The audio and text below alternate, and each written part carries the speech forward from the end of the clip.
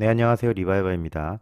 이번 영상에서는 제 영상에 이런 댓글을 달아주셨는데요. 2010년식 YF 소나타와 2024년식 DH 소나타의 차체를 비교해달라는 요청이 있었습니다. 14년식이 지난 현대 소나타 얼마나 바뀌었을지 궁금하다고 하셨는데, 그래서 이번 영상에서는 이렇게 2010년식 YF 소나타와 2024년식 소나타 DM8을 비교해 보도록 하겠습니다. 이 좌측의 YF 소나타 사진을 같이 첨부를 했는데, 이 사진을 보면서 여전히 멋진 디자인은 지금까지도 매력적인 것 같습니다. 다만 껍데기를 벗겼을 때 안쪽의 차체 안전도만은 상당히 구형의 모습을 하고 있기 때문에 현 시점에 있어서는 그 누구도 디자인 때문에 YF 소나타를 고르진 않을 것 같습니다. 사실 이 영상을 준비하기 전부터 현대차의 플랫폼 세대별 주요 변화에 대해서 좀 더 상세하게 설명하는 영상을 준비를 하고 있었는데, 이 부분에 대해서는 몇 가지 차종들을 비교해보고 이후에 좀 상세하게 한번 알아보도록 하겠습니다. 이번 차체 비교 영상을 준비함에 있어서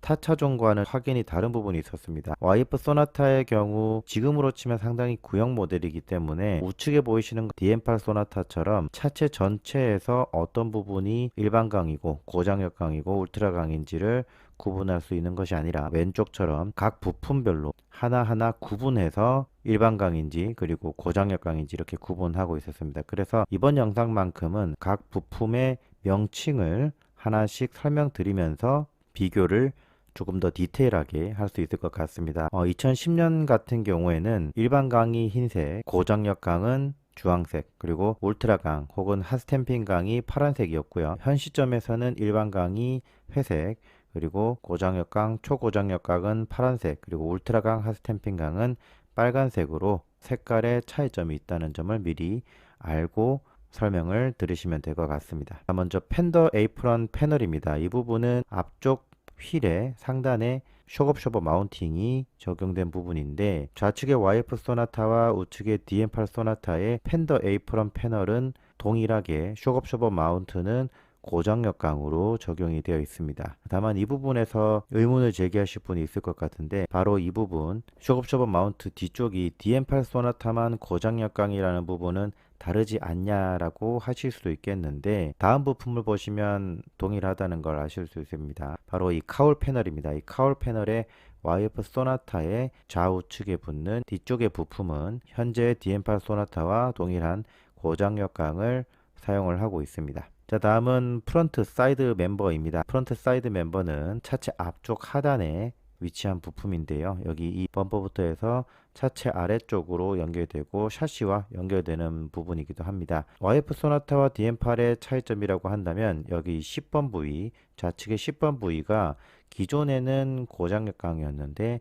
DM8 소나타부터는 핫스탬핑 강으로 바뀌었습니다. 이 부분이 유일한 차이점이라고 볼 수 있겠네요. 또 참고로 말씀드리면, 이 현대차 2세대 플랫폼부터 프론트 사이드 멤버의 리어 로어브 핫스탬핑 적용 강도 상향이 있었습니다. 기존의 440메가파스칼에서 1470메가파스칼로 인장 강도가 상당히 증가된 것을 보실 수가 있고, 이미 3세대 이전부터 2세대 플랫폼부터 적용이 되었다고 보시면 되겠습니다. 자, 다음은 대시 패널입니다. 이쪽이 바로 운전석 앞쪽에 위치한 부분인데, 이 좌측에 보시면 이 대시 패널이 흰색이고, 대시 패널 앞쪽으로 이렇게 부품들이 모두 고장력 강으로 되어 있습니다. 반면 DM8 경우에는 이 앞쪽과 뒤쪽 모두 일반 강으로 신형이 오히려 더 인장 강도가 낮은 부품이 사용되었다는 것이 눈에 띕니다. 보통은 우리가 구형과 신형을 비교할 때 동일하거나 오히려 강도가 상향됐을 거라 생각하지만, 이 부분만은 오히려 더 등급이 낮아진 부분은 의아한 부분이기도 합니다. 다만 여기서 의아한 것에 그치는 것이 아니라 타 차종도 한번 비교를 해봤습니다. 먼저 이 좌측에 보이시는 게 이 8번이 대시크로스 멤버로 추정이 되는데, 대시크로스 멤버만은 여기 보이시는 우측 하단의 사진처럼 신형은 고장력강으로 적용된 부분을 확인을 하실 수가 있겠습니다. 자, 그렇다면 이 대시 패널이 DM8 소나타가 그런 것인지, 혹은 그 이상의 차급에서도 일반강을 사용을 하는지를 한번 봤는데요. GN7 그랜저도 신형인 그랜저에서도 대시 패널은 일반광으로 되어 있습니다. 다만 좌우측의 대시 로어 같은 경우에는 핫스탬핑으로 소나타와 그랜저의 급 나누기는 분명히 있다는 점을 말씀드릴 수 있겠네요. 다음으로 이 YF 소나타에 적용된 이 8번 포인트 대시 크로스 멤버가 고정역광이었죠. 자, 그런데 제네시스 G80의 대시 크로스 멤버는 핫스탬핑입니다. 역시 승리의 제네시스라고 볼 수 있겠네요. 다음은 사이드 아우터 패널입니다. YF 소나타의 사이드 아우터 패널은 모두 일반광이고 DM8 소나타도 마찬가지입니다. 동일하게 일반광인데 이 사이드 아우터 패널의 경우에는 한 판의 깊은 형상을 찍어내야 되기 때문에 고강도 스틸은 사용하기 힘들 것으로 판단됩니다. 인장 강도가 높은 강철을 쓰게 된다면 이렇게 깊숙한 형상을 만들 때 그만큼 금형의 강도도 더 강해야 될 뿐만이 아니라 유선형의 형상이 이렇게 깊게 형상이 만들어지려면 아무래도 일반광을 쓸 수밖에 없겠죠. 자, 다음은 프론트 인너 패널입니다. 프론트 인너 패널의 경우에는 도어 앞쪽에 A필러와 A필러 하단부 쪽이라고 보시면 될 것 같은데 기존에는 일반광이었고요. 현재 DM8 소나타는 고장역광으로 상향되었습니다. 센터 인너 패널은 B필러와 B필러 상단의 T자 형태인데 이 부분은 기존엔 고장역광 그리고 현재의 DM8 소나타도 동일한 등급을 갖추고 있습니다. 자, 다음은 커터 인너 패널입니다. 이 부분은 차량의 C필러 뒤쪽에 C필러라고 보시면 되는데 기존에는 흰색의 일반광이었는데 현재 DM8 소나타는 고장역광으로 이 부분 또한 상향되었다라고 보시면 되겠네요. 다음은 쿼터 인너 로어 패널입니다. 이 부분은 리어 휠 그러니까 뒤쪽 휠의 휠하우스 쪽이라고 보시면 될 것 같은데 여기도 휠하우스는 흰색 그리고 휠하우스 쪽의 측면에 강도를 보강해주는 이 브라켓이 고장역광이었죠. 그리고 DM8 소나타는 이 부분은 동일합니다. 이 부분은 휠하우스가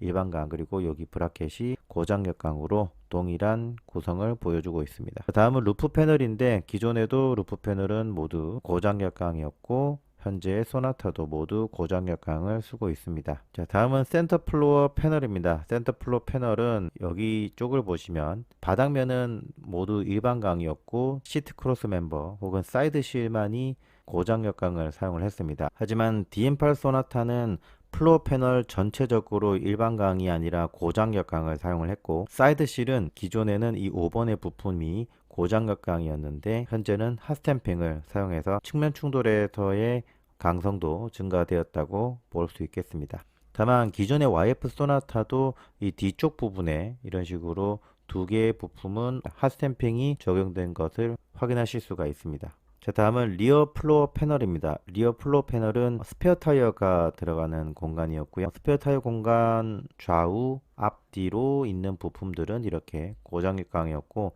현재 DM8 소나타도 동일한 구성을 띠고 있습니다. 자, 다음으로 리어 사이드 멤버인데 리어 사이드 member는 기존의 YF 소나타가 모두 고장역광이었죠. 그런데 현재는 핫스탬핑광으로 바뀌었습니다. 좌우의 사이드 멤버가 모두 핫스탬핑광으로 바뀌었음을 컬러를 통해서 확인하실 수가 있고요. 리어 패키지 트레이 이 부분은 2열 탑승자 머리 뒤쪽에 있는 부분인데 여기에 스피커 같은 것들이 들어가기도 하죠. 이 리어 패키지 트레이는 기존에는 고장역광이었고 현재 DM8 소나타도 동일하게 고장역광을 사용하고 있습니다. 백 패널도 마찬가지인데요. 백 패널도 마찬가지로 고장역광을 동일하게 YF 소나타나 현재 소나타 동일하게 사용하고 있습니다. 자, 마지막으로 이 YF 소나타와 DM8 소나타의 차체를 비교해보고 핵심만 세 가지로 말씀을 드리자면 첫 번째는 전반적으로 일반광에서 고장역 혹은 초고장역광 그리고 고장역광에서는 핫스탬핑으로 강성이 증가됨을 확인할 수 있었고요. 물론 이렇게 인장 강도가 증가된 부분도 있겠지만 이런 고강도 스틸 외에 구조적으로 전반적인 개선이 있었다는 것도 차량의 전반적인 안전도 증가에 영향을 줬을 것으로 생각이 됩니다. 두 번째는 3세대 플랫폼이라고 해서 같은 부품을 동일한 재질로 쓴 건 아니라는 겁니다. 예를 들어서 지금 보시는 것처럼 그랜저와 DM8 소나타의 대시로어는 일반광과 핫스탬핑광으로 확연한 차이를 보여주고 있습니다. 그렇기 때문에 3세대 플랫폼이라고 해서 모든 부품을 동일한 재질로 쓰는 것은 아닙니다. 급은 나눈다는 것이고, 자, 그렇다면 현대차가 3세대 플랫폼의 전형적인 특징이라고 얘기하고 있는 그것을 모두 만족하는 차량은 어떤 차량인지 다음 영상에서 다뤄볼 예정이고요. 아마도 어떤 차량인지는 이 영상을 보시는 분들도 대략 눈치채고 계실 것 같습니다. 자, 마지막으로 세 번째는 여전히 후방 충돌 강성 증대를 위한 노력은 부족하다는 겁니다. 특히 이 C필러의 핫스탬핑이 없다는 부분은 현대차와 제네시스를 통틀어서 전반적으로 동일한 구성인데요. 강화되는 각국의 충돌 평가 기준에 대응하는 것이 아니라 볼보처럼 시장의 흐름이나 사고의 데이터를 통해서 더 강화될 충돌 평가에 대해서 미리 준비하는 자세가 필요하지 않을까 그렇게 생각이 됩니다. 물론 운전자는 무조건 탑승을 하기 때문에 일렬 탑승자의 안전이 가장 우선시되는 것은 맞지만 볼보의 철학이 기존의 볼보의 영상을 보시면 XC90을 탈 때 1열, 2열, 3열 모두 동일한 안전도를 제공하기 위해서 차체를 설계했다고 했습니다. 지금의 IIHS도 시간이 지나면 지날수록 1열 탑승자뿐만 아니라 2열 탑승자의 안전도까지도 좀 더 확대해서 보고 있는 만큼 현대차 그룹에서도 팔로워가 아니라 패스트 무버적인 성격으로 미리 좀 더 강화된 안전도 평가에 준비하는 그런 자세가 필요하지 않을까 하는 생각과 함께 영상 마치도록 하겠습니다. 저는 지금까지 리바이버였습니다. 감사합니다.